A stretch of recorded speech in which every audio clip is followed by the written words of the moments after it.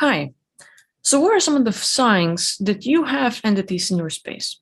First, if you're aware of them in your space, how do you see them? How do you recognize them? If you have that, please share in the comments. And until then, I just have a few things to share myself. And probably go more in a little practical way because it's easy when you listen to me like, hey, come on, like Vita, you and some other people are seeing them and hear them, and with all this clear audience, clairvoyance and everything else, easy for you to say. But how about us normal people that listen to your scare stories and have no idea if we actually have them or not? Something like that, right?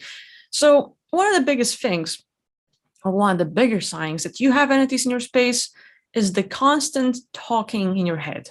This voice, this chat, it can be completely you, as in it sounds like you. It's your own voice, and you constantly have things in your head. You're constantly thinking, and there's this and that, and you're just like, it feels like you're talking to yourself. It feels like you have conversation. It's like it never really shuts up. Or maybe, you might have a quiet moment here and there, but the moment you stop watching or get engaged in something, the mind chatter just goes nonstop. So this chatter, it can go in any way. It can be engaged in your daily life and comment about the traffic and the people around you and what they're wearing and how you're feeling and the sandwich. Is it the good sandwich or not the good sandwich? It's just a thing. Basically, a normal person that is not affected by entities has a quiet mind. You don't really have this chatter. You don't really have, oh, wow, you don't think like that. You have a perception. So you see, and you just have knowingness about it.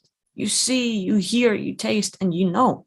And there is that satisfaction. You can get all the great feelings, but there's not really that chatter. Even with the negative things, you can get angry because you see something, you know what it should be. You're looking for justice and you're not getting it. And various things can happen, and you can get mad and you can get sad and you can cry. But it's going to be quiet over here. But when it's constant chatter and you're gonna what if and what I should have said and what I would have done and like nonstop, well, that's when you know you have entities. So that's just one little thing. The other one, again, one of the bigger signs is that sometimes you're gonna have those perfect moments in life, good moments, calm moments, when your life is kind of going good or decent enough, or at least normal, at least it's not that bad. And then those moments are ruined by something slipping out of your mouth, or you accidentally doing something like this one little action that, oh my God, I can't believe I've done it. Like you might have a relationship with someone, maybe with your parents, siblings, a lover, a friend. And, you might have been going through something and you kind of fix it. You kind of patch it up. Like things are normal, finally. And just one little phrase, conversation goes and it just slips out like, oh my God, I can't believe I said it. Usually you can control your thoughts and what you're going to say and everything else.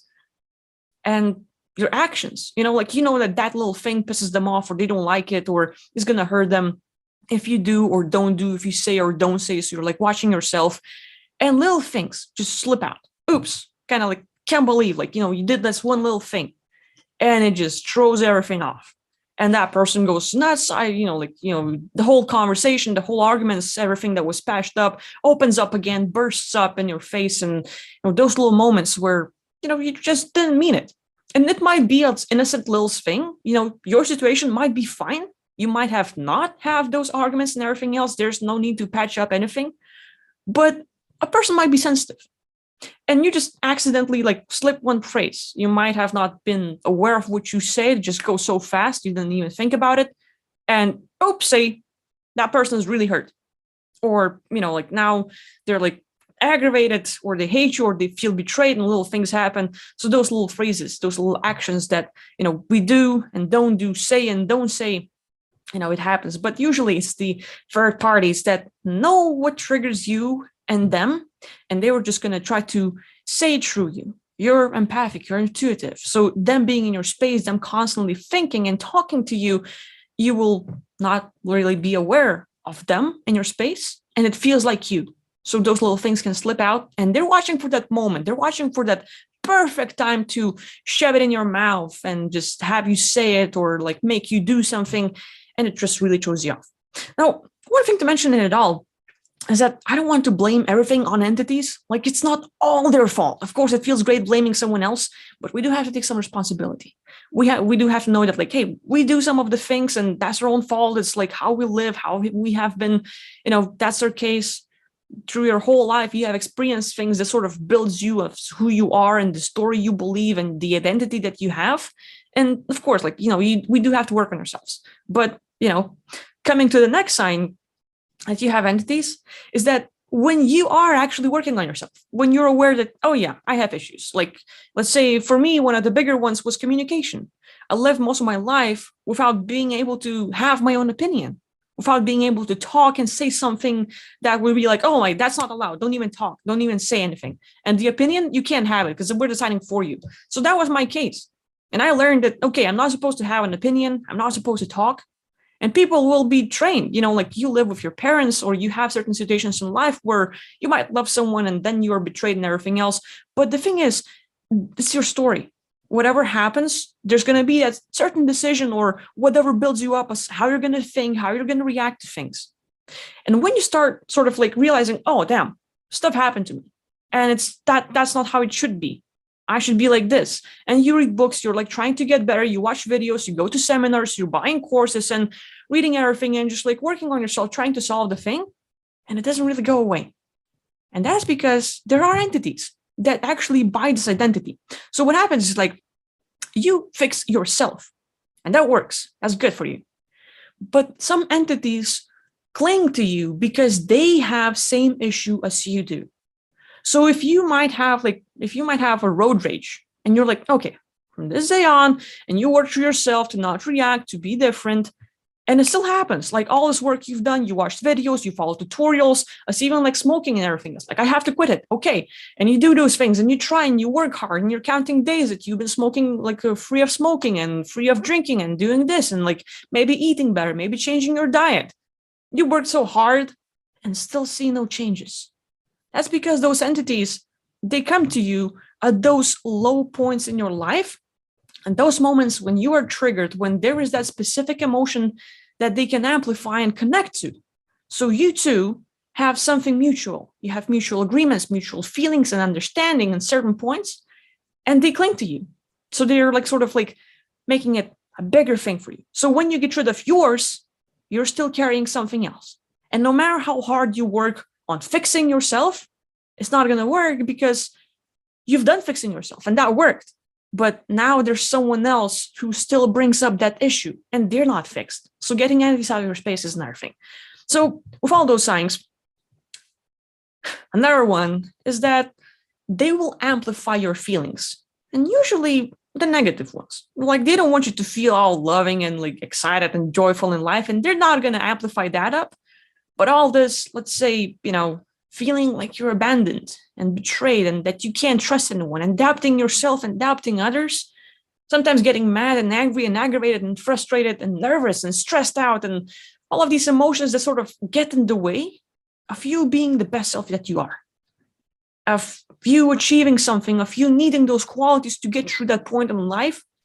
They're going to get in the way and they're going to amplify it. So, of course, it's normal to get stressed out. As our body feels like we get out of our comfort zone and it happens. But sometimes it's just too much. Why would we react to something and be like, oh my God, like you just blow up about little things?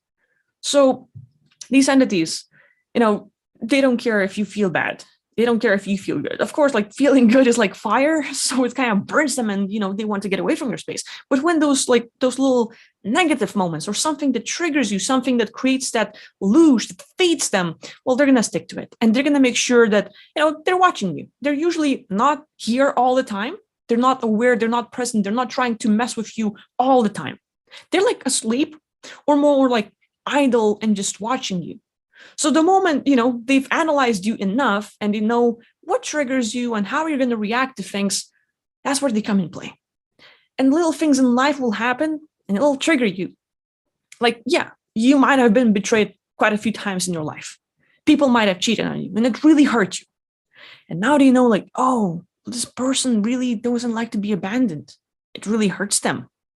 So they're going to like make sure those little things in life where, a person just doesn't write you back in time, or they've been late, or they've been like kind of got back a few hours later, didn't reply to your message, didn't call you back. And those little moments, whatever your case is about, that you have fears, they're going to amplify it and make it over the top. And even the person comes back and they've been okay, and they've been sort of like, you have compromises. So they sort of like, okay, I know what hurts you, so I'm going to try not to do that.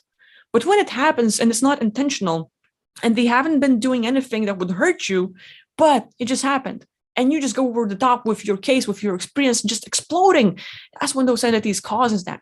Because you might have like, damn, like, there it is again, not replying. Like, I hope it's not the case. I hope it's not that thing. And that would be like the normal reaction. Like, you kind of don't want to be hurt. You have a little worries and stuff. That's fine. That's you. But then entities kick in. Thought after thought after thought after thought. And what if that, and what if this? Worry, concern, your body starts eating up, and it hurts and it aches and it throbs. It's like, oh my God, I can't handle this. I feel like I'm going to blow up and hit someone and stuff like that. So all those feelings where you feel like dying inside, well, guess who's amplifying that? It would be them.